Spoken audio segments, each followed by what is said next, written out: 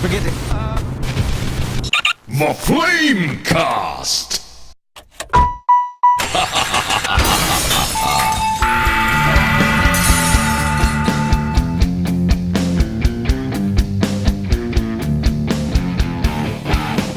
Okay, we're recording now. Welcome, friends, to Hello. FLAMECAST number 1.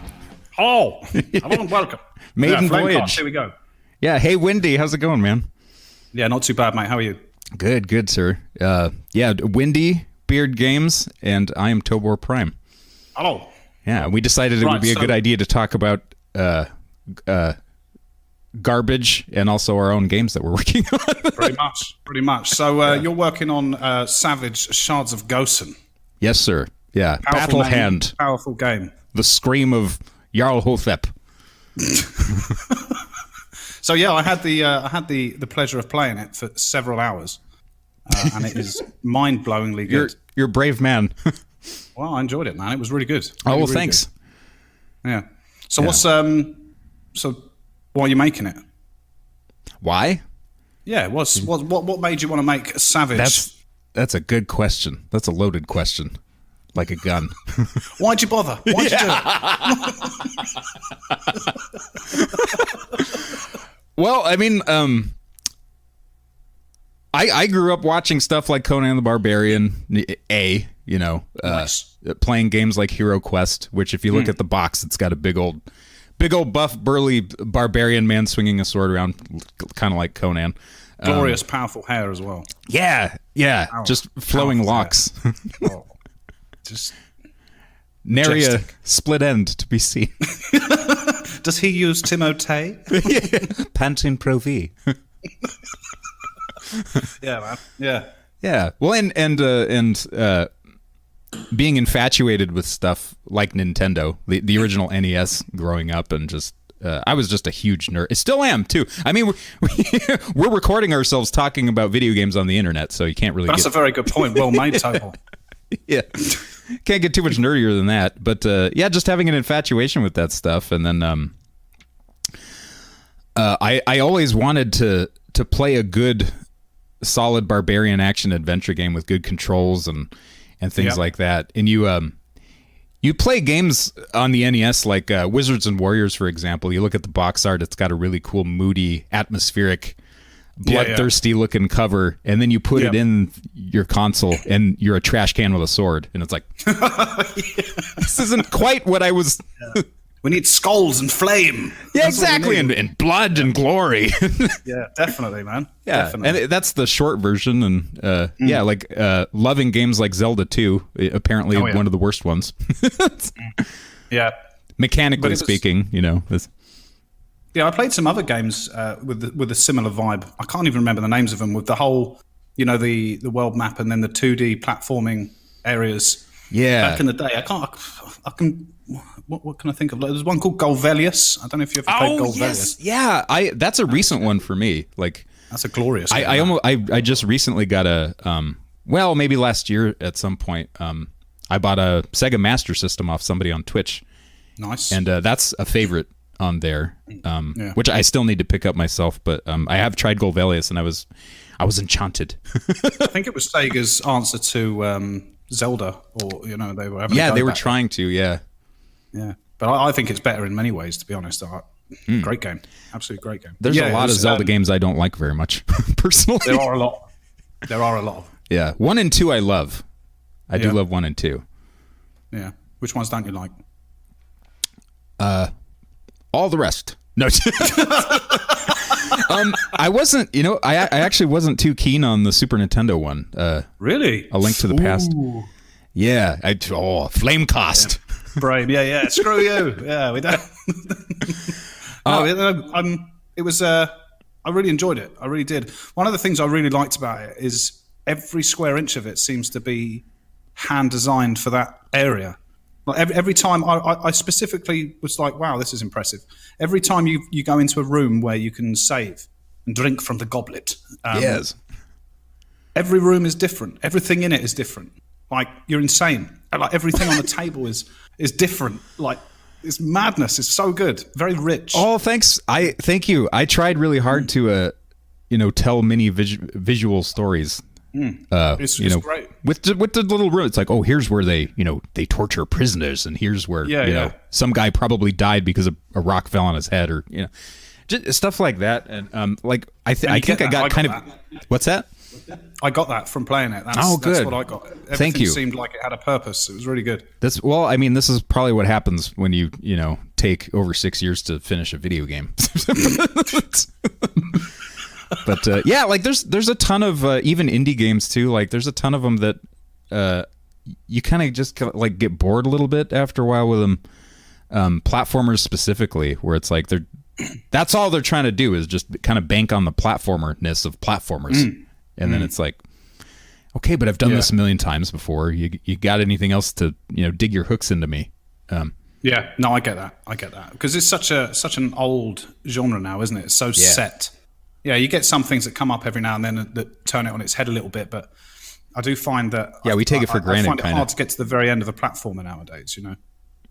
Before I start thinking, oh, okay, I've just got the double jump skill. That's great. I'll unlock that. Look at me, I can jump twice. Yeah. What's that? New skill? I can climb a rope. Yeah. And I mean, Savage does have that stuff in there too, like it's... Yeah, but in a good way. You start with all the necessary skills and then you get all the decent armor and weapons and stuff. I really enjoyed the... I wasn't expecting it when it threw the whole throwing a dagger into the wood. Oh, yeah. Quack shot style, Yeah, quack shot is that's the thing I had in my brain. Not many people pick up on that on quack shot. Yeah. Oh, quack shot. Yeah, I'll pick up on that. But it's the way it hits stuff in the background as well, the wood, wasn't it? Yeah, there are background wood stuff that was kind of tricky to design because I bet it was.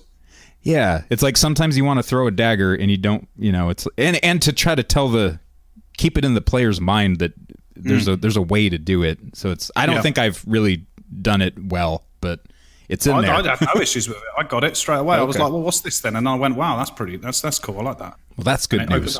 Opened up loads of the game, loads of areas and stuff. I thought it was really good.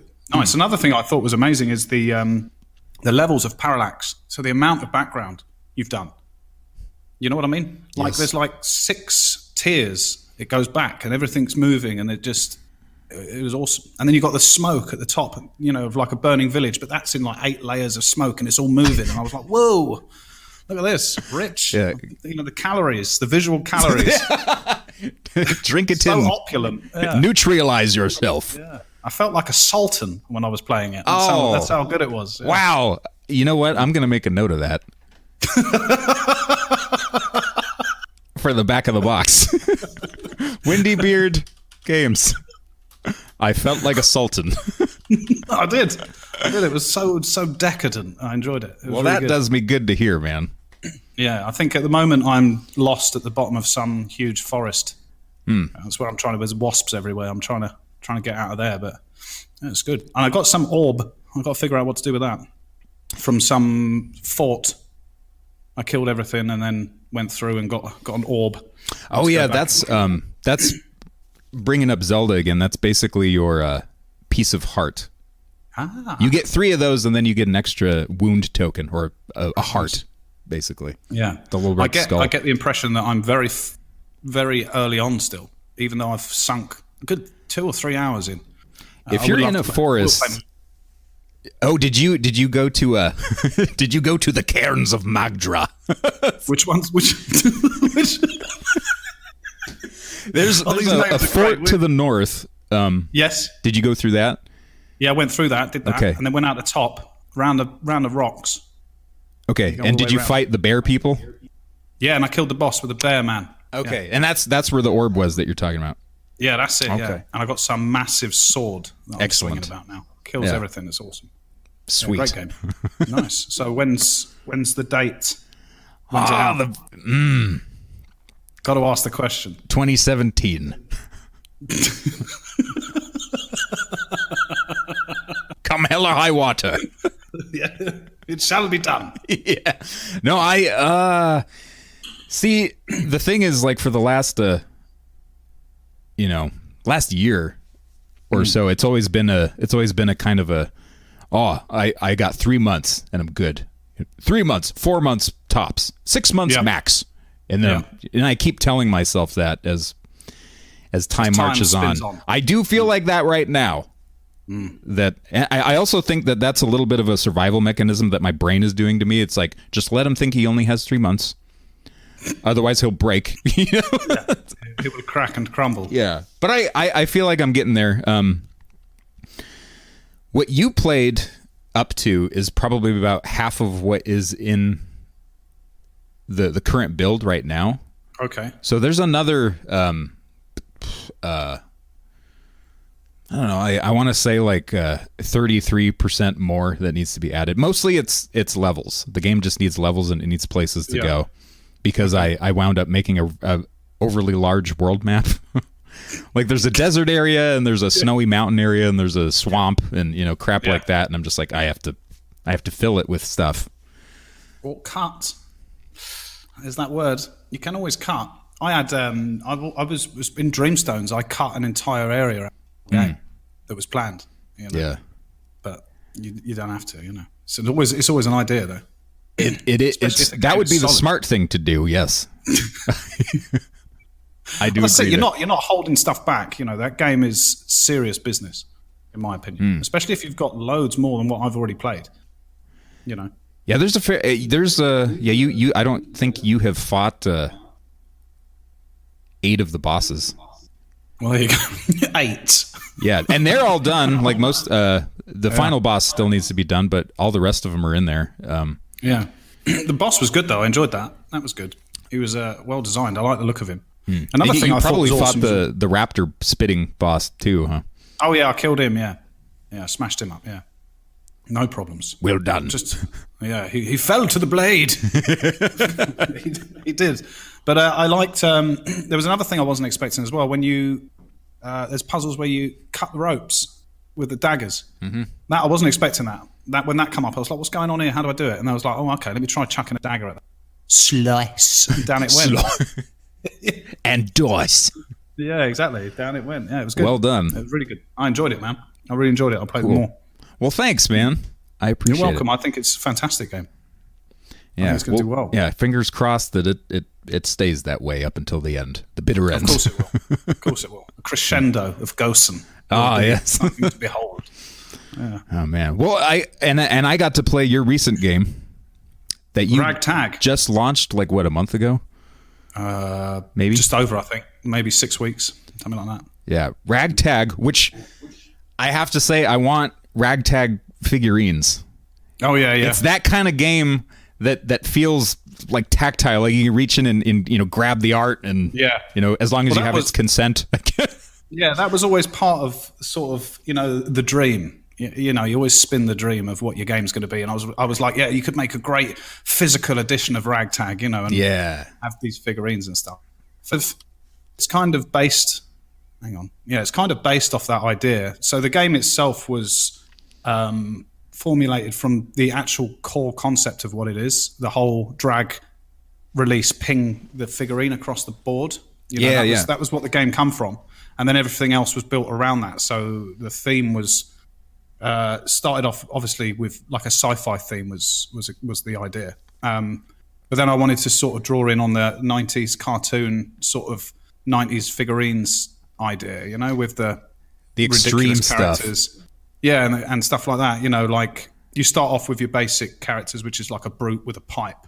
You end up getting the ostrich, purple mohawk, so he means business. Yeah, exactly. He's screaming. He's angry. He's ready for battle. Yeah. You can see straight away. But it brings in so that one of the hardest parts of it is to try and come up with decent abilities that weren't ridiculous to make. There was at the beginning there was ideas like you fire this character and it moves in an arc shape around the units and stuff like that. And then when you actually go to make that, you think, okay, how's that actually physically possible? I'm not that sort of programmer.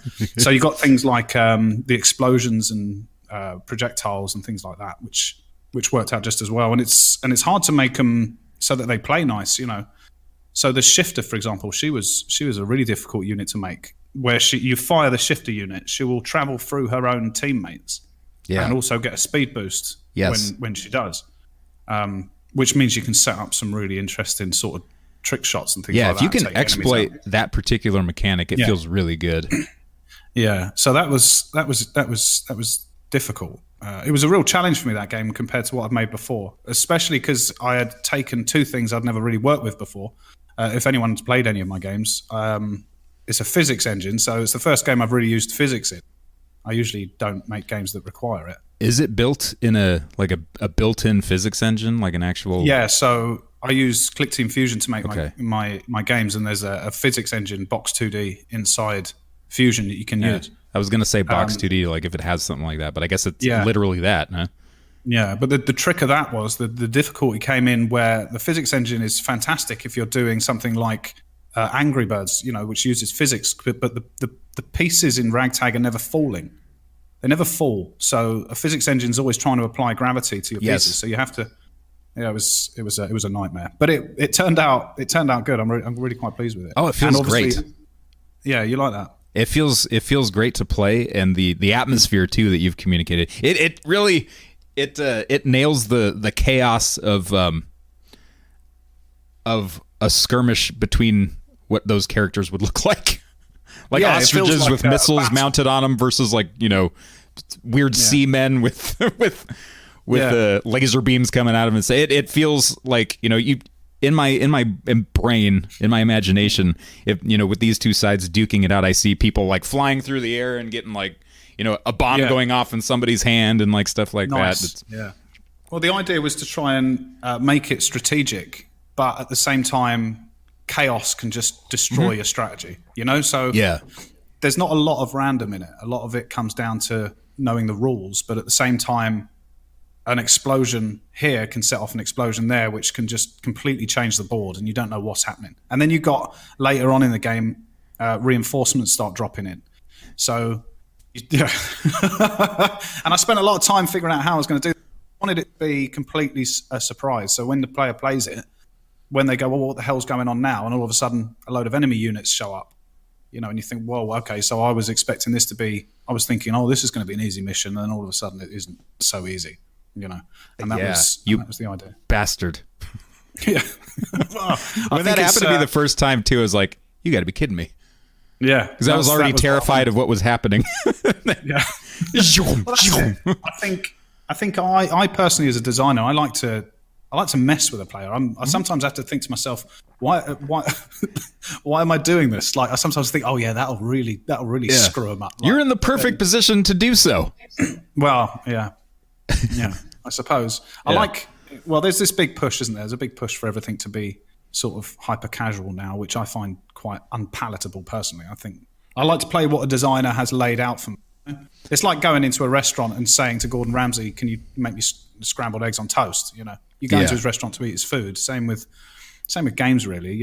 I'm not putting designers on a pedestal by any means, but sometimes you've got to just let people get on with it and then play what it is they've made. Yeah. Well, doing the super duper handholdy thing, I think, takes away what makes games special in the first place. Yeah. I agree. Instead of just giving the player a bunch of tools and telling them how to use them and stuff, but then being like, okay, go nuts, man. This is you now. This is your story.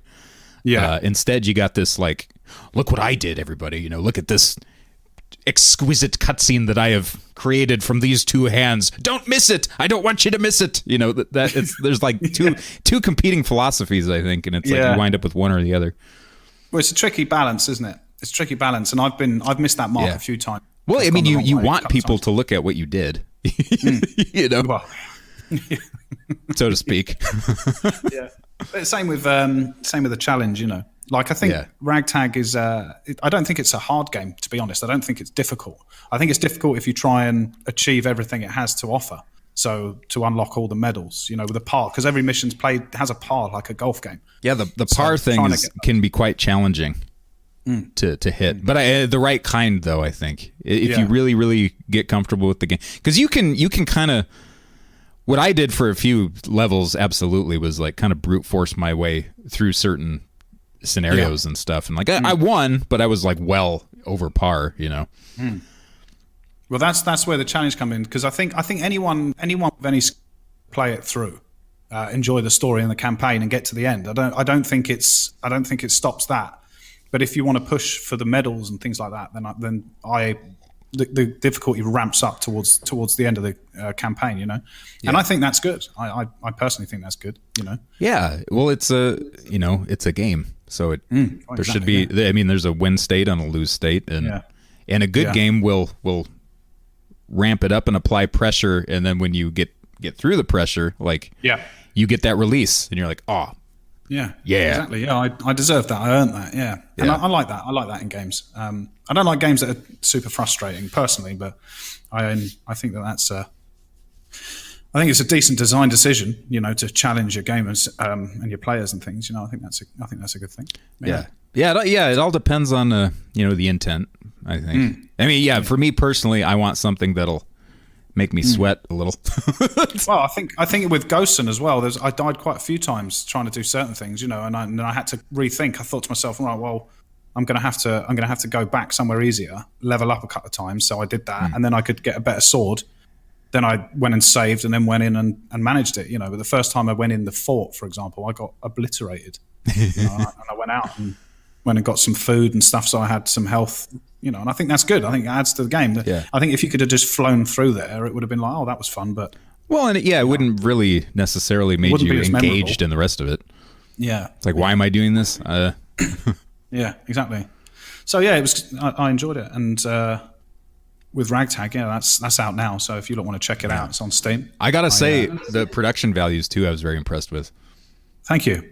Yeah, the cutscenes and stuff, and the delivery of the lines and everything, and just like your artwork, I really like anyway. So nice. Well, yeah, I put a lot into it. I put a hell of a lot into it. And I'd never done cutscenes before. That was another thing. I'd never done cutscenes. So okay, yeah, they came out perfect. Cutscenes. Well, I don't know about perfect, but I mean, for what they were trying to do, like, you know, they weren't like, okay, skip, you know. Yeah. They were fun to listen to and fun to. I mean, they're very short and. Yeah, well, that was for two reasons. One, so that I actually got them done, and two, so that they are snappy. You know, they give the information, the story's told, move on. They got punch. Yeah, exactly. It's like being punched in the eyes. RagTag out now. Yeah, a RagTag. Get it now. It's like being punched in the face.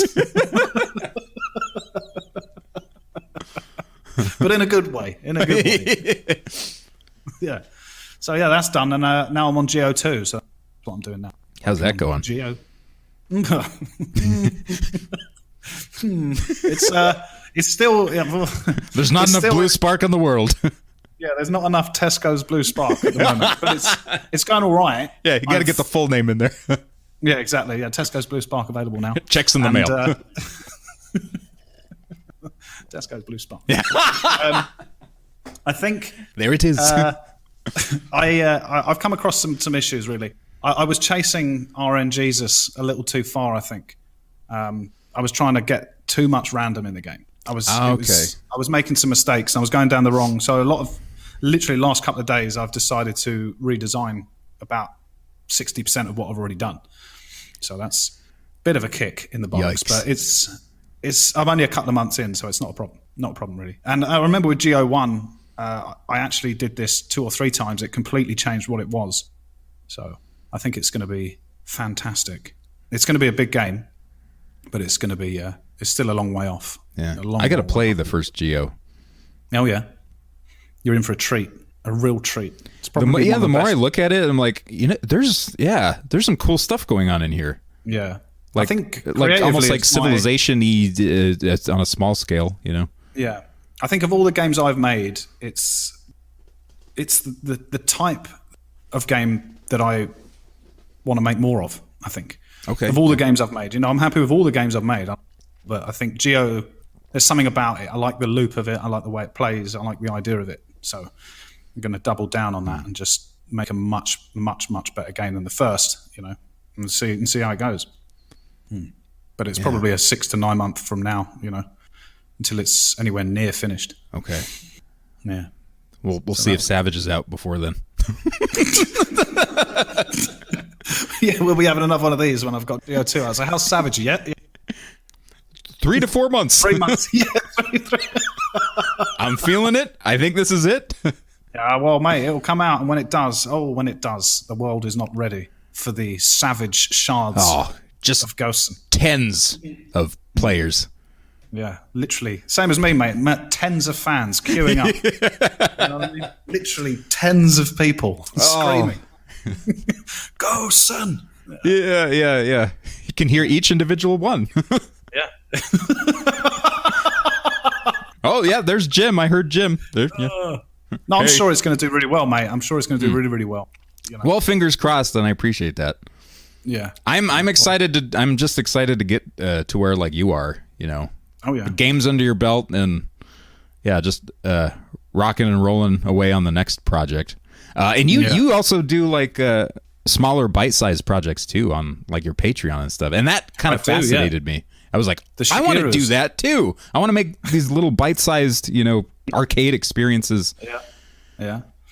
Well, I enjoy it. It's like a development sorbet. You know, it just cleanses the palate. Yeah, scratch a few itches and like low pressure. You know, no. Yeah, and you can, you know, once you make one of these little games and put it out, and however many people enjoy it, it's a bit of fun, and then you just forget about it. It's done, you know. Yeah. But it sort of takes the pressure off because it's hard, isn't it? Making games, to be honest, when especially like we discussed this before. I wouldn't know. I haven't made one yet.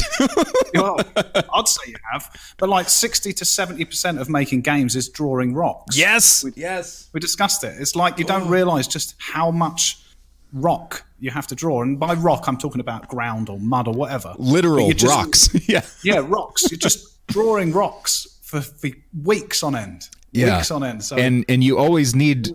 You can't just copy paste the same one over and over because then it's no, it's not good enough. Yeah, you need rocks. You need tiny shrubs and bushes and crap like that. Yeah. God, that's most of it, honestly. Yeah. And I think that's where I think that's where a lot of my burnout comes from, is because like I get paralyzed from not knowing what new rock to draw. You know, like. Yeah, more rocks. Yeah, go. Just staring at the screen like, what's this one shaped like now? Is this one grey, or is this one slightly darker grey, or is this one slightly lighter grey? Yeah, does this one have an edge highlight, or does this one have a... Yeah. So to make tiny little games, just a little fun thing here and there, it's good for you, but which it's also have rocks probably too. As well, they get to try them out and go, oh, look at this weird thing. Yeah, see, as you know, I'd imagine you as a developer too get to experiment with concepts that you probably wouldn't have given a second thought to. You know? Yeah, exactly. Yeah, and sometimes, you know, these little games and stuff can give you little ideas for a bigger project. You know, that will get slapped in there. You know. Yeah. Which I think's a good thing. Egg Jam, yeah. Egg Jam 2 coming up 2 weeks time. Cool. I may be tempted to participate in this next one. Oh yeah. Egg Jam. It's a 4-hour game jam for anyone who wonders what we're talking about. Never mind. Good luck. Sorry? Never mind. Good luck. Right. 4 hours. Well, 4 hours is like a thing to say, don't spend a lot of time on it. Yeah. You know what I mean? Yeah, sure. Just make something ridiculous and as fast as you can. Okay. Bang. I can appreciate that. Yeah. What's the worst thing I can do in 4 hours? Go. Well, that's it, essentially, yeah. And then you can laugh at how bad and how ridiculous this 4-hour mess is. That's the point. Yeah. Okay. You know? I think it's a good thing. It's a good thing. No, that's fantastic. Okay. I didn't look at it from that perspective before, but now I'm like, Egg Jam. Yeah, Egg Jam. Coming soon. So, yeah. Right, so that's my current situation. And that's Gosen. Yeah. RagTag versus Gosen, match of the century. Oh yeah, fight to the very death. Yeah. So we can also talk about. We wanted to talk about the goings on, the comings and goings within and around the gaming industry and outrage culture, and this is after all the FLAMECAST. Yes, brothers of the flame. Yeah, as we are. Yeah. And like people have. I mean, this is kind of appropriate too because you touched on it quite a bit with the hand-holding versus challenge. Yes. And, it's a good conversation to have. Mm-hmm. People talking about why Sekiro needs an easy mode, or as I recorded a video on this too, and it's kind of ranty. I didn't put it up yet, but Oh, okay. Coming soon. On this specific thing, just because it was kind of rattling around my brain case, and we had talked about it a little bit too. Yeah, we did, yeah. But people, professionals in the industry, game journalists, whatever, wanting an easy mode in Sekiro, but I'd probably say more like demanding. Yeah, well, it seems like demanding. From what I've seen, it's quite appalling, really. I think it's been quite bad. There's some stuff about it that's pretty disgusting, to be honest. Yeah. It boggles the mind. It really does, right? So as I explained earlier when we was chatting, I don't like frustrating games personally. I don't like to be frustrated by a video game. I never really have. Maybe when I was younger, but now I don't have the time. And that's why I've not played the game. Right, I've not played Sekiro or whatever you call it. Right, Sekiro. I've not played it. I've not played it, but it looks fantastic, right? And I probably would enjoy it, but I don't like the idea of fighting a boss 10, 20 times to beat it. Right, it doesn't get me going. But I don't think that's a problem. I think that I can appreciate what it looks like and what I've seen of it, but it's not the game for me. And I think that's where it falls in my mind. That not everything. I think people think they're a lot more important than they are. You know, not everything is for them. You know, it's fine. That's fine. Move on. Play something else. You know, I've been playing Yoshi's Crafted Island or whatever it's called. Right? And that game you can literally play with your eyes closed, with both your hands tied behind your back, and probably still beat it. Right? And I've enjoyed it. And I thought, this is a bit easy. You know, and that sort of got me. If it was a bit more challenging, I would have been happier. But I enjoyed it. You know, but if you like difficult games, then don't play Yoshi. You know, no one's screaming at Yoshi to have a hard mode. Yeah, be more like Dark Souls, Yoshi. Yeah, exactly. And I think when it comes down to it, Dark Souls games aren't even that hard in comparison to some of the other things that are out there that have had no issues. You know, certainly not like a lot of the things that I'm sure you and I grew up with. Yeah. Oh Christ. Yeah, well, this is it. You know. When and you guess go what? back to some of those, I used to just stop playing them when I got irritated. Or break a control pad, whatever. You know, it's fine. Yeah, that too. Yeah. However you get your get your rocks off. Yeah, but I think I just don't get it. I think to demand it of a developer, right? I think Jim Sterling did an interesting video about it where. And I watched the video expecting him to be like, yeah, give us an easy mode, you know. But he was on that line that just if it's not for you, it's not for you. They don't have to add an easy mode. It's up to them what they do. If they want to add an easy mode, then thumbs up. It doesn't harm anyone, and I agree with that. If they want to add it. But I don't think if a developer hasn't done something, you should be kicking off and screaming that they should do it. You know, it is their game, their design. They know what they're doing. And conflating the need for an easy mode with accessibility for disabled people. Yeah, challenge is not accessibility. My God. Yeah. That's the part that I'm fine with even having a conversation about, you know. It's like, I think I might like Sekiro a little more if it had difficulty options. Like, I'm fine with that opinion. Totally 100% fine, you know. Yeah, but when you say... like, but other people, you know, who don't have a left arm, what about them? And it's like, no, you're talking about yourself. You know. Well, it's and that's just gross. That's the gross part to me. That's just the where it gets embarrassing. Yeah, my cynicism kicks in, and I start to see people who are offended on the behalf of people who probably aren't offended. You know, right? And it's like, no, you're just bad at your job, and you want an easier time. Just relax and play games. It's video games, isn't it? Like, it's just video games. It's a hobby, and there has never been anything more optional. No, nothing is more optional than video games. Nothing is less important to civilization than video games, right? And I'm a game developer trying to make a living selling games. I made the same point in the video too, where I'm like, this is the most fucking stupid. Yeah. It's crazy. It's insane. It is and I love this hobby. You know, I love it. Yeah. But ultimately, when shit hits the fan, this is like the last thing that anyone should care about. You know. Yeah, or get angry. When or if, like, you know, just relax. Yeah, especially like I always think that an interesting thing to throw in the works there is something like Super Meat Boy, right? Super Meat Boy is on a pedestal, like an indie pedestal, right? That Yeah. game is hard as nails at the top end. Really, really hard, like unfairly difficult. Like the designers were laughing at how difficult they made some of those levels, right? Right. And very few people have got through it. But was what made it amazing. Same as Cuphead. Part of its people identity. scream about how good Cuphead is because of the challenge. It's a difficult game that's well designed. The art is absolutely mind blowing. Right. But no one's upset about that. You know? Yeah. No one. Yeah, the Cuphead thing was funny. Yeah, the only real thing, like as far as this goes, that came out around Cuphead was I'm sure you've seen the video of the guy playing the tutorial. Oh, done. Yeah. The journalist, and just like, what are you doing? Yeah. I don't Never have mind getting to a play hard part video and games. quitting. Yeah. Well, most mainstream journalism is activism now. Anyway, in my opinion, it's all agenda and purpose, and there's very little about the game, sadly. Yes, yeah. And there's some good stuff out there, but most of it to me is just a dumpster fire anymore. Yeah. It's like, and I think you also struggle. I think a lot of these outlets struggle with the fact of it's like even with video games. Again, everything. There's so much content online. There's so much content online that unless it's commercial, it's not getting any real visibility. So if you're a news outlet, games journalist, what are you going to do? You're going to do something that's going to get eyeballs. yeah.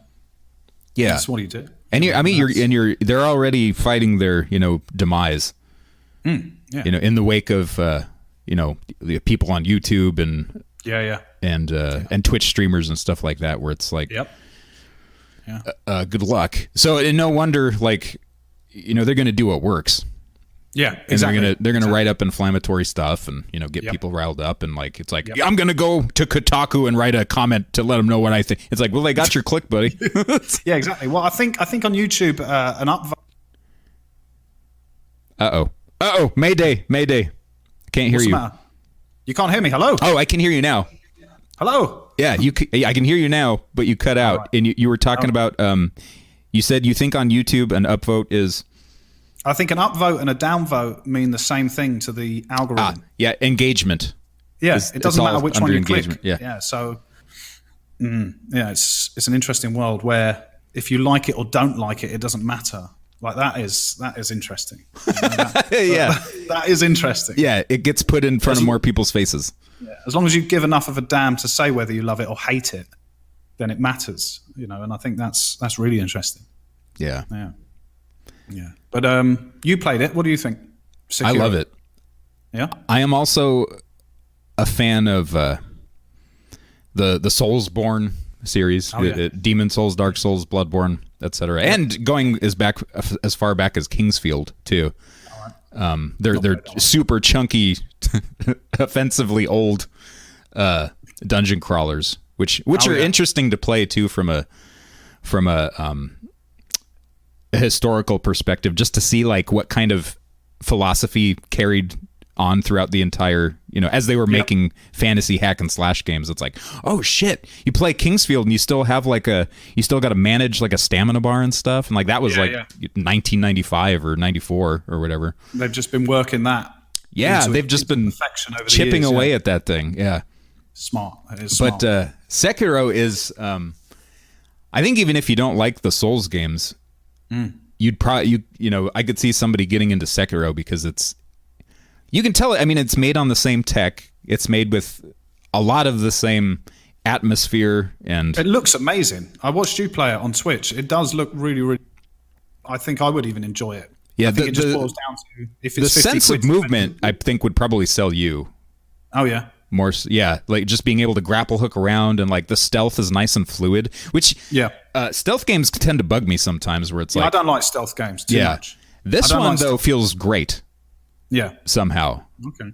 And I'm not a huge stealth guy either, but I mean I liked Tenchu. Like I loved Tenchu growing up. Yeah, I liked Tenchu. I was about to say that. Yeah. If you like Tenchu, you'd love Sekiro, because even the boss fights kind of feel a little bit like Tenchu a little. Oh yeah. Yeah. My money. My money. Come on. What? Who are you? What a game. Yeah, it was It was good. It was good. All right, that's the podcast, everybody. I'm going to go play Tenchu now. Yeah, off he goes. Off he goes. Yeah. But it looks good. It looks good. I think my issue is right. If I've got 50 quid to spend on a game for anyone else, 50 UK pounds sterling, let's make that clearer. Yeah. Yeah. Let's If see, I've got exchange 50 rate. pounds to spend on a game, I'm going to pick a game that's going to suit me. I don't buy every game that comes out. Maybe that's the problem. Maybe some people are doing that and getting upset that every single game I would is be not for them. overloaded and angry. Yeah, I can't. I think if I've got more than a couple of new games to play, I don't play because I just sort of spiral in panic about which one to play. Yeah, paralyzed with indecision. Yeah, exactly. Yeah, this one's great, but then this one's great as well. What do you do? So I just play And you know games. what? I can totally see the perspective of somebody who has to play Sekiro for their job Yeah, and being like, God, what the hell is this? I can't beat this. yeah, I can imagine that, and that can. And you I have think to it's write a like the paper echo on it chamber, right? tomorrow. Yeah, and that's not good. That's not good. I think I think my opinion of it all boils down to if they want to add it, then good for them. Enjoy it. If they don't want to add it, shut up. Right. Just you can express your opinion, but that's it. Just leave it at an opinion, saying, "Oh, this game would be great with an." Yeah. And here's the thing too that people could try is being polite. Yeah, exactly. Ask nicely. Not Sekiro doesn't respect it, being accusatory, Yeah. like Yeah. This Sekiro game is from software difficult, hates so- disabled people. Exactly. Yeah. Because the game is difficult, they hate disabled people. That's the sort of way it goes, isn't it? It's just, Yeah. Instead It's of atrocious. Yeah, instead of, hey, your game looks interesting and I love the look. It's, gorgeous. Yeah. Have you ever thought about maybe putting some difficulty options in there because I'm not that great at these kind of games? Yeah. And And then I if always they're say, I think people don't think that they've sat there and discussed this before Before this all came out, they would have sat there and go, are we going to put an easy mode in this game? Like they would have discussed this over and over again. At some point, the difficulty would have been a huge part of the design decisions and all the meetings they have and where they're going to take it. And on every boss, is it too hard? Is it too easy? What is it we want to do with difficulty? Because it's a game of challenge. It's not a game about story. It's not a game about all these other things. It is about getting through the adventure and It's about struggling to do so. Incredibly intense sword fights is what Exactly. Sekiro is. Yeah. Yeah. And that's kind of a part of this string of games. Their identity is in there. What I find fascinating about the Souls games and Sekiro and stuff. What's amazing about it is it actually does respect you enough to not treat you like a baby. Yeah. It's like, okay, the game believes that you could do this more than you can probably. Yeah. Yeah. And I think there's a place for it. I think there's a place for Yeah, that. I think 100%. What people want is everything for everyone, right? And it's a fine thing to, yeah. And I think, but the reality is, if everything was for everyone, then everything would be boring. Yeah. Everybody is not everybody else. Exactly.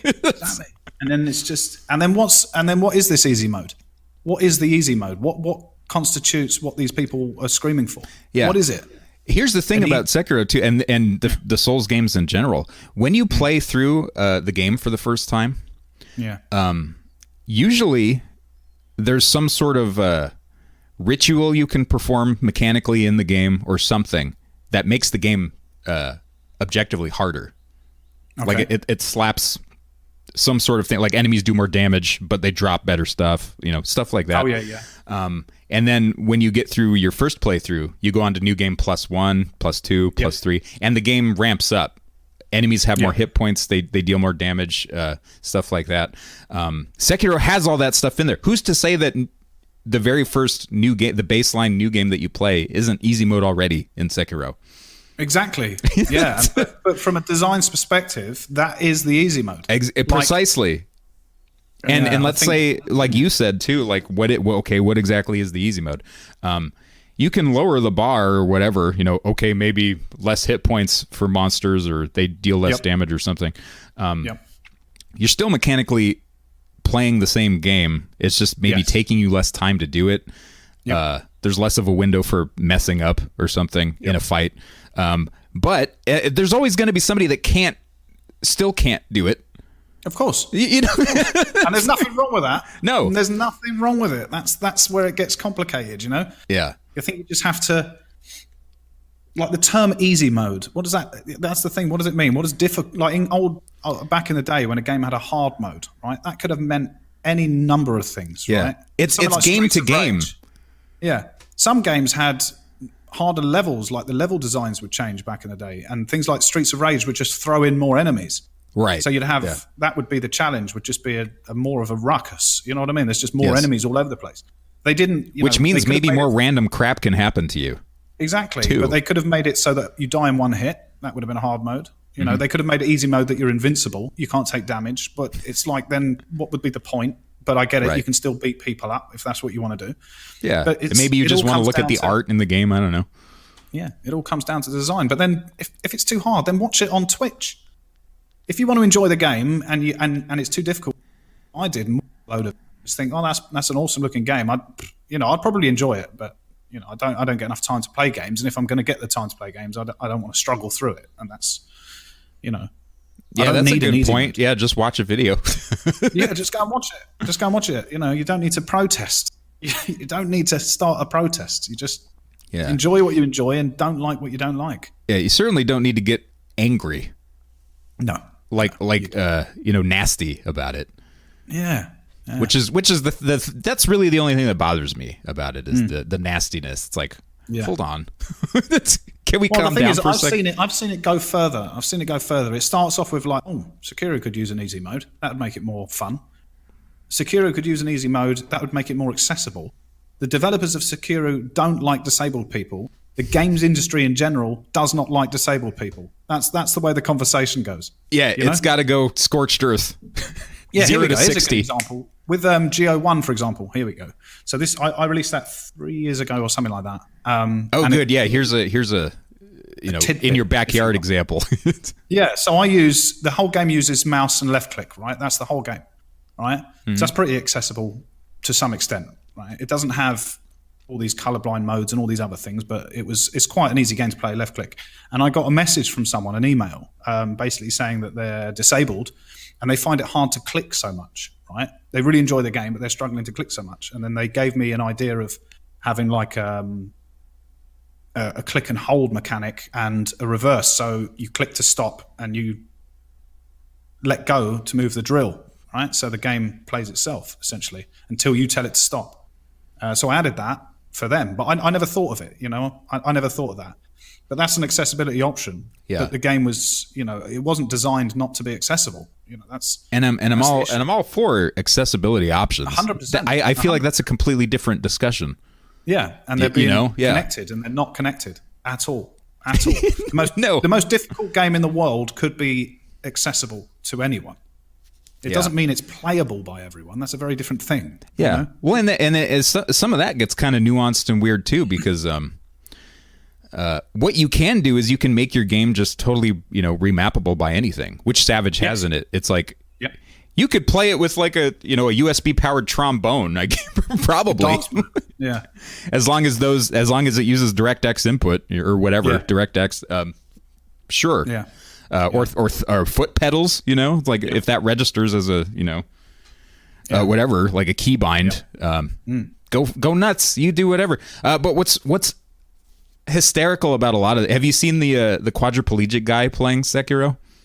I heard about it. I've not seen it. I've heard about it. Yeah. He I don't know whether or not he beat the game or not, but he took out one of the hardest bosses in the game with a standard Xbox controller, and he's quadriplegic. That's accessibility. You know, the game is accessible. Yeah. You know, and I think at the top end, at the very top end of the industry, so the big hitters, you know, then they probably should start thinking about it. You know, accessibility, like it's a great thing to do. Yeah. At their level, you know, when you're talking about billions of dollars in profit a year, spending a bit more on it to make sure that everyone, regardless of their physical ability, can play it. Difficulty is not part of that, in my opinion. And there's some goodwill to be made in there too, and but then there's also the perspective of like, well, does the developer have time to do this? Well, do they have yeah. enough money to do the the R&D necessary to add like photosensitivity modes and like all this other stuff? And I think the cold part of it is it is a business. You know, it's like designing something for 0.0000% of your audience. How much can you put into that? And I think in the cruelty of reality, that's fact, isn't it? You can't hide from that. Mm-hmm. You know? And I mean, it's good to be aware of that stuff, and it's good. But ultimately, it's like, and I'm sure they are. Yeah. Ultimately, it's like, you know, on a you and me level, right? We're kind of making these games for ourselves. Yeah. I'm not colorblind. I'm not, you know, X, Y, and Z. So it's like, I'm not going to necessarily approach a thing that way unless I felt really passionate about, you know, specifically pursuing that type of work. But I'm generally kind of not right now. You know? It's like, I kind of want to make a cool barbarian game, and most people in the world, you know, they're not blind. They have, you know, 2 arms, 2 legs, et cetera, et cetera, et cetera. Yeah. It's a difficult situation, really, and I don't think there's ever going to be a right answer. I think that's what it boils down to. What you got to do is you got to do what you enjoy. Yeah. And be honest about it. Yeah. Well, it's like lots of things, isn't it? I think it's also just a reality of your situation, you know? Like, I'm right-handed. I've known left-handed people. They struggle with so many things. Yep. They struggle with so many things because everything's designed for right hand generally. And a huge part of the population is left-handed. But you can get specific left-handed stuff by companies and things like that. But it's not like the things are designed to hold them back. Like, I think that's the problem. You know, it's not being designed so that they can't use it. Yeah. Nobody's specifically, throwing spite at anybody. Yeah. It's back to that. You can't design everything for everyone because then everything becomes bad. You know, everything has to be specific to its purpose. You know, and if you've got a game design, then it needs to be well designed. You know, a badly designed game is not fun for anyone. You know, and you can't design a game for absolutely everyone. You can try, but usually that means designing it for 11 to 16-year-olds. You know, something like Fortnite. You know, right? That's not designed for everyone. You know, it's an impossible thing to do. So there we go. That's that one done, isn't it? Sorted. Yep. Stamped. Problem solved. Yeah. Flame. Done. If only everyone would put us in charge of everything. Flame grilled, Tobor. Yeah, grilled. There you go. Damn straight. Grilled. Next on the docket is I just showed you some of the content that's in Mortal Kombat 11. Oh. So this is a live one. This is brand new. Hot and fresh. I've not played it yet, and I have no interest in going anywhere near it. Yeah, I haven't. And it's a shame because for me, I love Mortal Kombat. Yeah, I used to like Mortal Kombat, yeah. I love the B movie cheese of it. I love the Kung Fu fantasy thing. Yeah.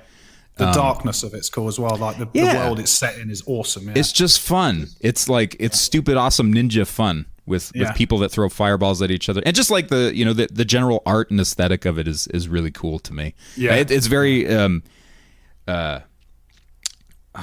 Big Trouble in Little China and Enter the Dragon kind of stuff, like ridiculous, over the top. Yeah, it's awesome. Yeah, but for whatever reason, in a game where you can be a lizard man dressed as a ninja and eat your opponent's head.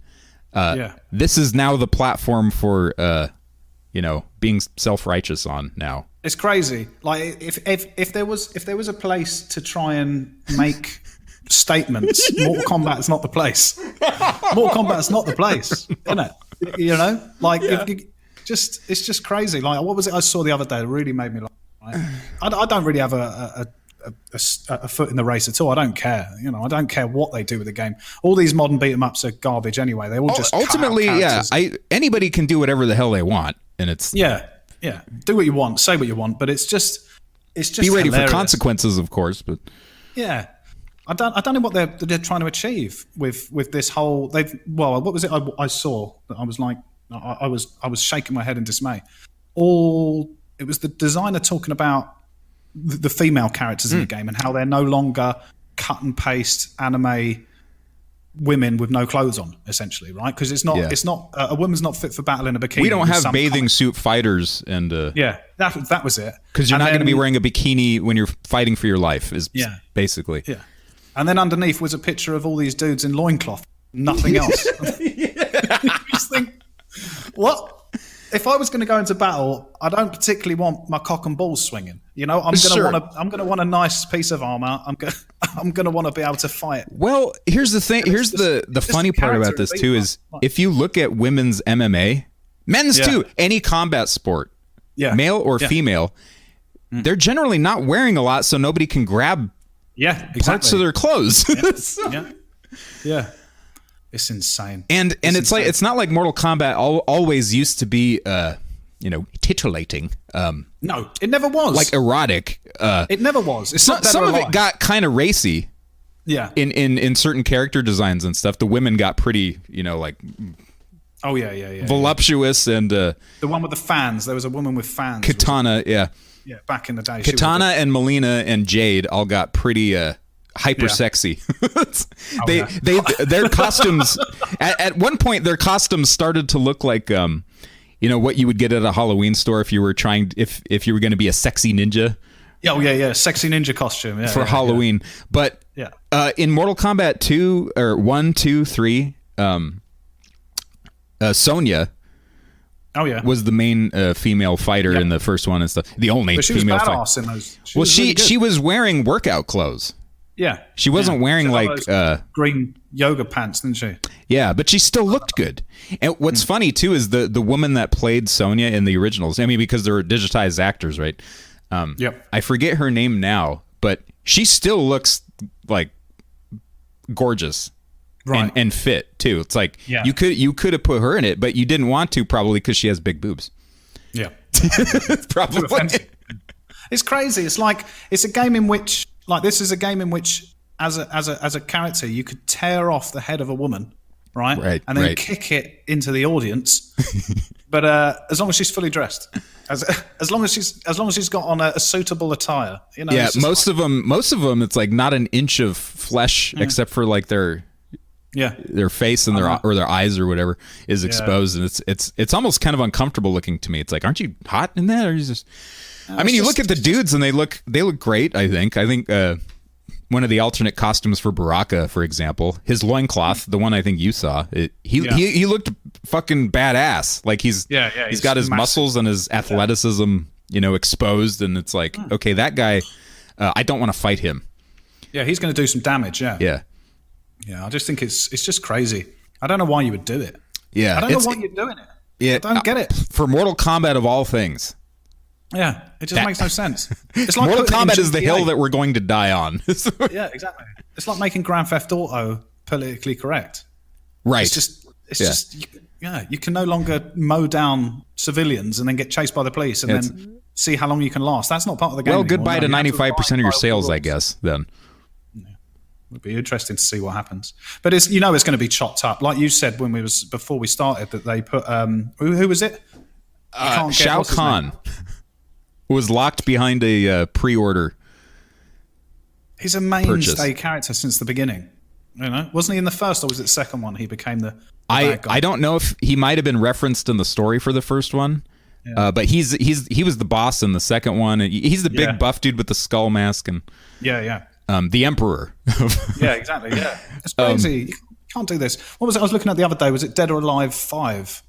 There's £1,000, so $1,500, $1,300 worth of DLC characters and outfits. Oh yeah, okay, yeah, Dead or Alive. But Jesus Christ, yeah. What? How did this happen? Like, I know microtransactions. Yeah, this is a problem with fighting games in general. I think anymore. But it's just. I don't get it. I just don't get it. It's terrible. It is absolutely disastrous. That used to be one of the things that was the most fun about a fighting game to me was unlocking all the characters. And all the outfits, Check out this weird outfit I got for Sub-Zero or whatever, Right. But now now you got to pay for them. Who do you used to play as anyway, Mortal Kombat? I was a big fan of Sub-Zero. I was a Sub-Zero man myself. Really? No kidding. I was Sub-Zero like 2 years in a row for Halloween when I was a kid. Oh, nice. Yeah. It was his ridiculous slide that did it for me. You know when he goes down like that and just goes across the screen like that. Yeah, always. Yeah, just and then spam later that. on, he got that one where he jumped out the back of oh no, what was it he did? That's Scorpion. That's Scorpion, but he had what was it? The last one I played, I can't remember. The one with the the ice clone. That was it, ice clone. Yeah, and you jump backwards and he leaves an ice him behind, and if somebody walks into it, they get that used What to was really fun upset too is when he freezes the ground. Freezes the ground. The guy goes. Whoa! Yeah, it was good, but that was the start of it, wasn't it? Back then, that was the demise. I don't know how it's going to do. I bet it does better than ever, and we're just. It's going to be. It's going to do fantastic, I'm sure. Yeah, probably because they're selling £1,000 worth of DLC to a select few. That's probably why. Yeah, right now to get a complete game, it's $100 right now, and that's assuming that you pre-ordered it so that you got that character. See, I don't resent them for that. I resent them for cutting it up. But if they were to just say the game is $80, £80 or whatever, if they would just say that's the price of the game, good for you, do it, right? Yeah. If you don't want it, don't buy it.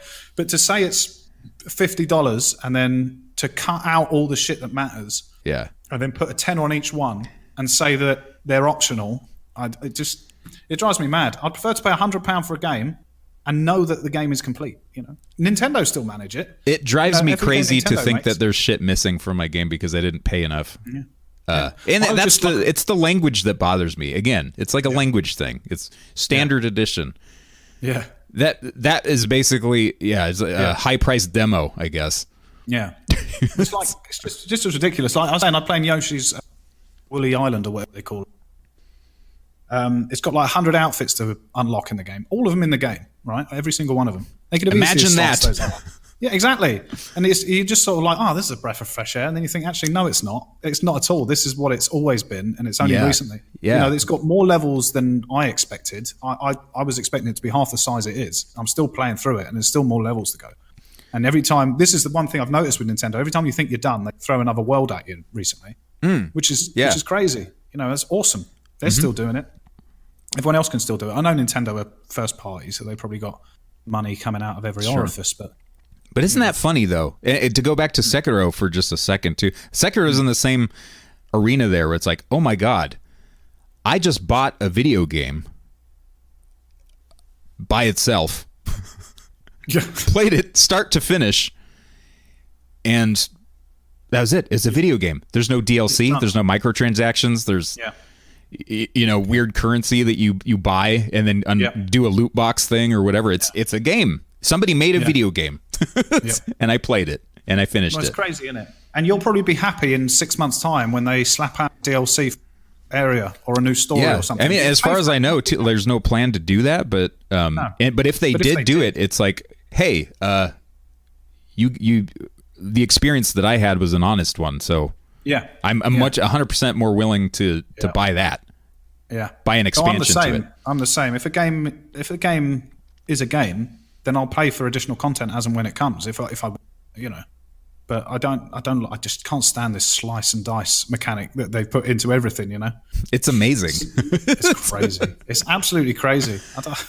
And all the weird different outlet exclusives. It's like, oh, if you buy it over here, you get this. Yeah, I think you guys get it worse than us for that. We don't get that over here. Really? Yeah, we don't get this buy Doritos and a 6-pack of cola and get this hat. We don't get that stuff over here. I'm coming over there and having some Blue Spark and enjoying some video games, I think. Because over here it's like, oh my God. I've seen. You've seen that stuff. I have. Is it Ubisoft and Totino's? Is that the pizza? yeah. I always, whenever I see that, it makes me smile. Like I think back in the day, maybe we had some Pepsi ones, stupid Pepsi things. But I don't think it's not a thing that goes on over here. I don't even think you get store exclusives here either. You know? That's the big thing one of the big things that irritates me is the store exclusive stuff. Where it's like you buy it at Walmart, you get an extra character. If you buy it at Target, you get an extra weapon. And you can't get a complete thing, anywhere. Do you know who I blame for all this? The start of that, you can't get everything unless you buy multiple copies. Ooh, who? Pokemans. He did it. The Pokemon did it, didn't they? You're right. back on the original Game Boy. Two games. You had to have 2 games, and they've done it ever since. For only, what was it? Originally, it was only like one Pokemon discrepancy or something. And then it got more and more and more. Yeah. You watch, because they've got that game coming out on the Switch. It's the perfect business model, isn't it? Why sell one game? We can sell 2 games. You know what I mean? Yeah. So one thing though that I will say for that particular model that's interesting about it is, like, if you actually knew other kids and had friends, you could get all the Pokemon through trading. Oh and yeah, stuff. you could. Yeah. So that kind of promoted an interesting, It wasn't overly aggressive or nasty. I don't think that's what. But I think that's where the idea stems from, that if you cut up your content, you can sell the entire thing more than once. Yeah. Because there's a lot of people who would have bought 2 copies of the game every time it was released. It's very smart, I think. Yeah. I remember on the back of the box for G.I. Joes, they had a similar... It's like, it's a great idea to buy 3 of every G.I. Joe, because you have one to play with, you have one to keep safe in its packaging, of course, and you have one to trade to your friends with. I was like, Mom! But it's good business. They're doing business, it sounded reasonable to me as a 10-year-old. Yeah. Well, this is the thing, I'm in 2 minds about it. As a consumer and as someone who enjoys video games, it drives me mad. It drives me mad. But at the same time, I appreciate that, these are companies trying to make money. They don't give a damn. No. They don't give a damn. And it's working. Yeah. At the very top, they don't care. I imagine the lead designers and the people making the games care more than people give them credit for. Everyone seems to think they're just sort of like robots who just want to take your money. That's not coming from them. That's coming from right up the top. No. Yeah. That's coming from the money men. Yeah. And it makes the sense. guys who are funding the project and wanting a return on their investment. Or however the company is structured, but and that's why the industry is as big as it is because of that attitude. It can't. If it was never about money, it never would have gone anywhere. It's just become more and more about money. Hence, it's getting bigger and bigger, and more people are enjoying it. There's more people employed in it. Right. So swings and roundabouts, really, isn't it? Yeah. More people getting fired. More people getting fired. Yeah. Yeah. That's kind of a funny thing too. Like all of the layoff outrage. Where it's like, it sucks that people are losing their jobs, but you don't know what those people, you don't know what the structure of the company was necessarily like. Yeah, I don't think it's as easy as some of these pundits make out. I don't think someone's just going, just get rid of them all. No one's doing that. Yeah, they smell. Yeah. Let them eat We're cake. done with them. Cast them to the trash. No one's doing that. Don't feed them scraps. Yeah, and I think what was it? I think people don't often understand that these companies make a lot of money and employ a lot of people who also get good wage. They're not on minimum wage. People who work in AAA companies are nowhere near it. They're making good money. And it's not an easy industry. It's like any creative industry, any entertainment industry, your job is never secure. No. Like, when was it? Especially entertainment. Yeah. What was it? Blizzard Blizzard got a load of stick, didn't they, for letting go of their entire esports? Was it Blizzard? Yeah, they got rid of they fired like an office of QA people, esports, and like marketing people or something. Like, if you've taken a job in a AAA video game company in an esports department, do you think you're going to work there for 40 years? Yeah, like really? No, that job is not secure at all. And I gotta say, you're not a game developer either. It's just. FLAMECAST. We'll save that for another one. You're a game developer. All of you. And there's nothing wrong with that either. Like, if you're not one or you are one, whatever. Yeah, it's a description. We're not here to judge. No. But yeah, you don't know what the people, and the thing too, like a lot of people think that the more devs there are, the better the thing will be. It's like, maybe some of those are trash, lazy people who are just kind of coasting until 5 o'clock rolls around and they can punch out. And maybe the amount of rocks they were designing wasn't up to speed. Nobody likes Greg's rocks. But I think, some people get a raw deal and they get the sack. They get made redundant, and that's harsh. That's absolutely. Horrible, that's the way it goes. But it's entertainment. You know, they're always changing and cutting and adding and yes. You know. And again, it's entertainment. It's you can think about a game like almost like a movie where it's the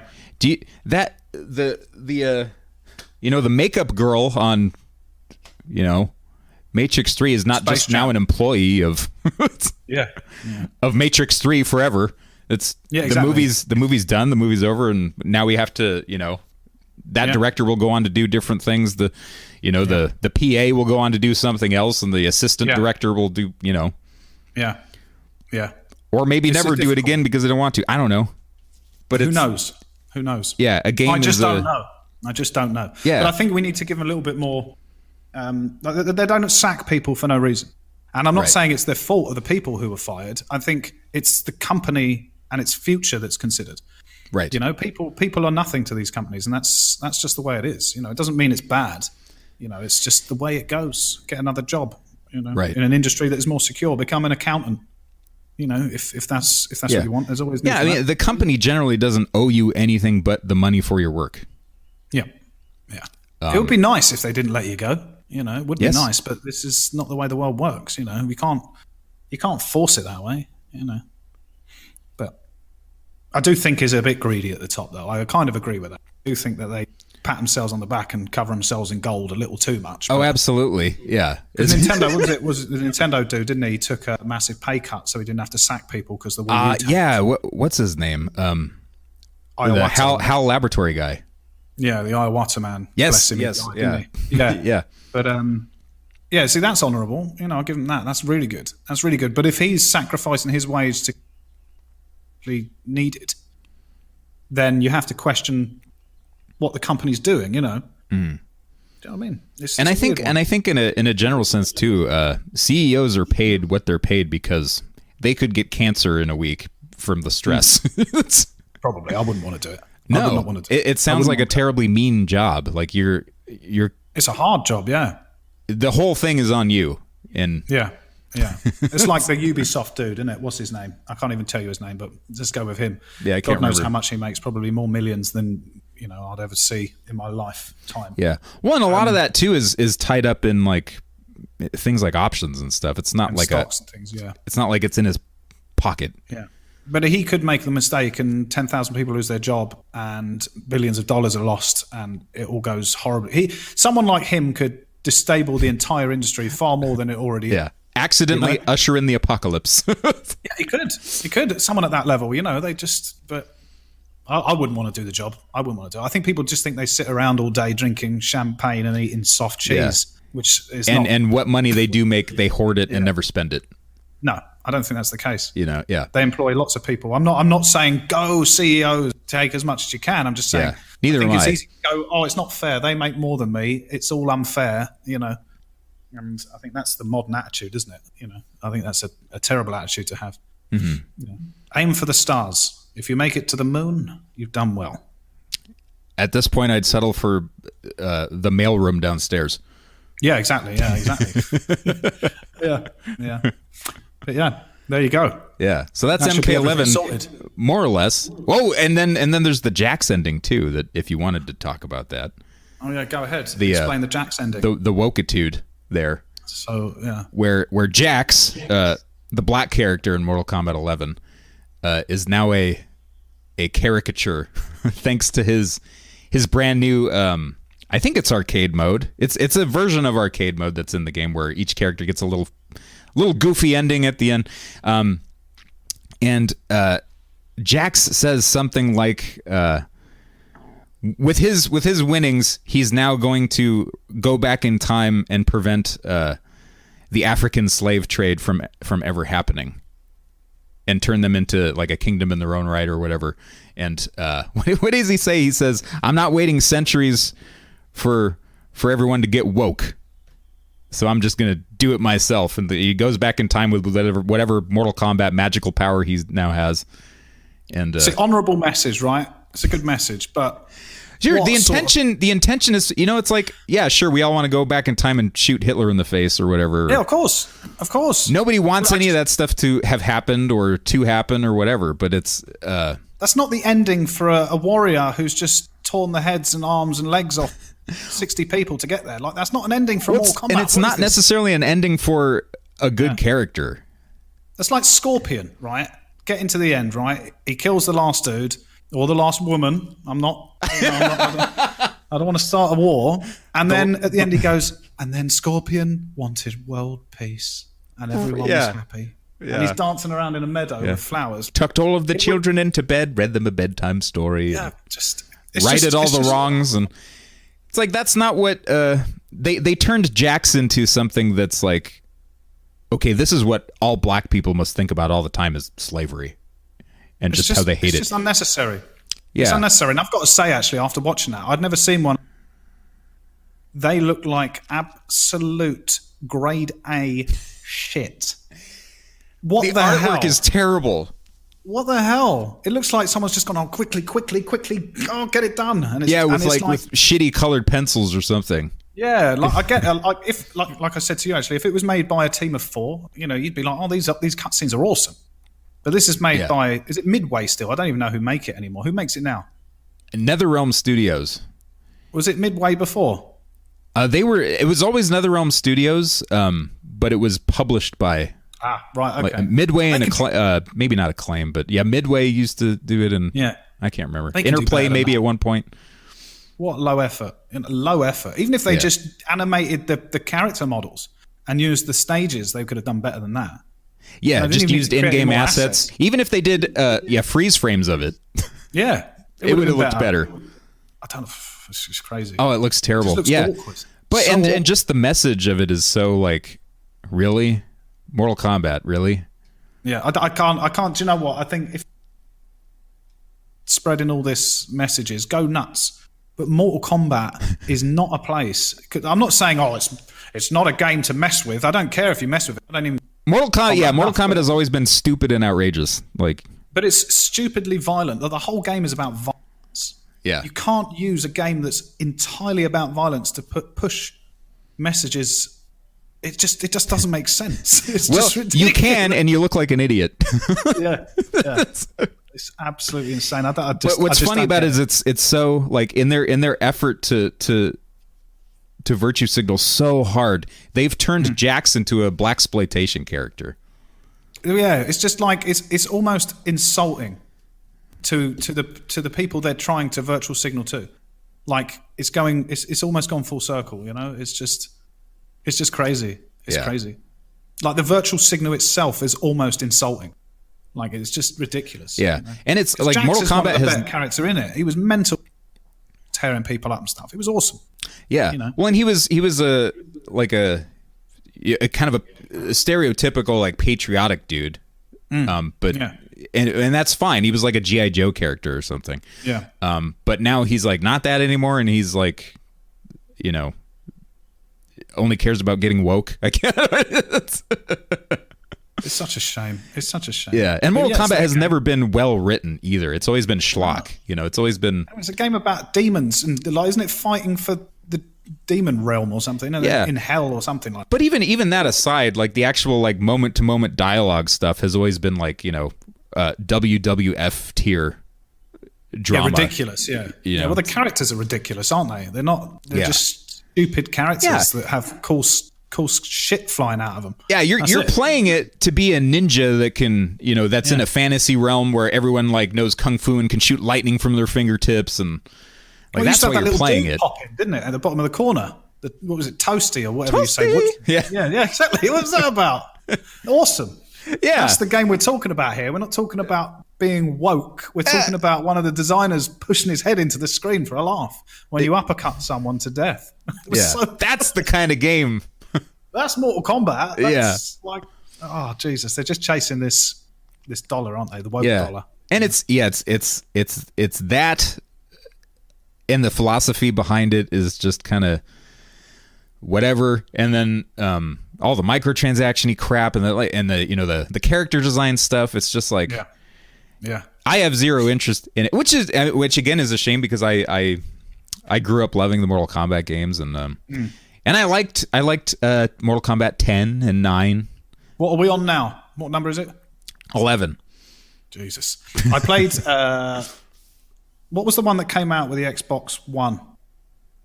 when that came out. What number was that? Was that 9 or 10? 10, I think. I think I played that one, and I thought it was pretty good. I think it was enjoyable. Yeah. The visual tech behind it is gorgeous. That was amazing. I remember the one with the rapids in the back. Yeah, the waves. Mind blowing. And there's corpses in the water and all that stuff. And absolutely and a ship, mind-blowing. big old ghost ship, like yeah. All the stage and stuff. And it's not like Mortal Kombat 11 doesn't have like awesome artists working in it too. Oh, I imagine it's amazing. Yeah. Some of it is still pretty fantastic looking, like if not like some of the best that the industry has to offer, I think. But it's got all this extra bullshit on it. It's just, I think it's just it's a cynical attempt, isn't it? Because you can't make a game that's one, hyper aggressive and all about violence, right? Two, and reveling in it. Yeah, hyper monetized and predatory to the point of making people purchase multiple copies and endless DLCs, and then make out that you're some sort of global savior. And you know what I mean? It's like it's ridiculous. It's absolutely ridiculous. It's like saying we will give a voice to those who have none. Yeah. Also, exactly. by the Totino's Pizza edition. Yeah, it's like going out there and punching people in the face, random strangers, saying it's okay to donate £1 a month to a charity, so I'm a good person. Like, no, it's ridiculous. And there's a degree of it too in there where it's like, just tell the truth. Don't don't piss on my leg and tell me it's raining. Like, if this is the kind of stuff you want to put in there, because don't beat around the bush and like be like, oh, it's a brand new fresh take, and it's like, well, no, I care about social justice things, and I'm going to start to put them in my game. Yeah, like just say that, and you'd probably you'd inform people, but it's got to be this like sneaky language, and it's got to be. But it's done in a way that's to say that if you don't like it, it's because you're not ready. You're not there yet. You're in the old. Yeah. This is the new world, and like, no. You're not where we are. Yeah. I don't care what's in your game. I don't care. It's just a game. Yeah. I just wish all this shit would be left out of video games. And I don't think, like I was talking the other day about this stuff. Like I think I have this inkling that the next Zelda game from Nintendo, the next main one, Link will be female. I think I've got this, and I think it'll be cool. I think it'll be interesting because I'm so tired of the same thing over and over and over again in Zelda that I think it'll be interesting twist. Like if they would do something with that, where would they take it? Well, and the Zelda series, to me, has always been more a vehicle just to have an action adventure game. Yeah, exactly. It doesn't matter. No. It doesn't matter. It never has. But I think they'll do it. And it could be interesting if they had some, like, they had a character in Hyrule Warriors, Linkle. She was interesting. I think it was Linkle. I can't remember her name. But she had guns and shit. She was awesome. Oh, yeah, crossbows and stuff, right? Yeah, that was it. Crossbows. Yeah. So it's just, like, I think if you can do these things, you can do it the right way. You can make these points, and I think they can be made in games if you want to do it. But just don't make them ridiculously and cram it down your throat. Do you know what I mean? Yeah, if there's even a point that needs to be made, though, I think it's like, well, exactly. Just have a good thing. Make a good thing. It doesn't matter. I loved Tomb Raider. I loved Metroid. I loved Final Fantasy VI, where like the main plot like centered around a female character, and it's Horizon Zero Dawn. That thing did gangbusters. And those games weren't made to make a point. They were just made. Yeah, it was just, hey, here's a cool universe. The main character just happens to be female, but the story doesn't revolve around the femaleness of it, or the female wanting to be more like a man, or Yeah, it's like it's a cool thing, and the character is awesome and well written, and there you go. Yep. Get on with it. Yeah. Make the games, enjoy the games, and leave it at that. Yeah, that's what I think. But or burn in hell. Yeah. Hey, hello. Well, that was fun. I think that's it, isn't it? Yeah. We talked about RagTag. We talked about Battle Fist, the teeth of Angmar, GO2. We talked about GO2 a little bit and how that's going and all that. And and then we had our... We ourselves got on our little miniature soapboxes and ranted a little bit about Sekiro and Mortal Kombat 11. Oh yeah. Because we're toxic individuals, I guess. Yeah. And that's it then. We'll have to do this again soon then. I think so.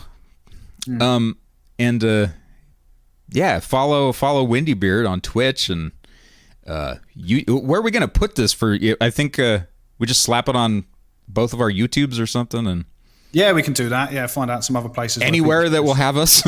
Yeah, exactly. For however long they'll have us, I don't know. Yeah, but we'll see. Yeah. Hello, dear cool. listener and viewer, wherever you may be. We're watching you. Oh dear. Cool. Right.